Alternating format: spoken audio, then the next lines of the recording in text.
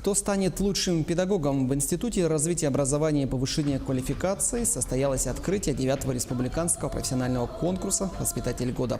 В нем принимает участие 31 воспитатель из районов республики. А в помощь пострадавшим от наводнения детским садам организована акция «Педагоги детям» по сбору игрушек. Параллельно проводится конкурс «Педагог-психолог года». Новые направления в целом по стране – это инклюзивное образование, да, развитие детей. Независимо от того, что сегодня есть особые потребности у отдельных детей, да, по желанию родителей, они в разной форме могут получать развитие. Сегодня есть и частные детские сады, есть муниципальные детские сады, есть государственные детские сады. Они все работают по разным вариативным программам. И сегодня мы можем говорить, что наши воспитатели выходят и на всероссийский уровень. И последние годы то, что нас радует, идут в дошкольное образование и мужчины.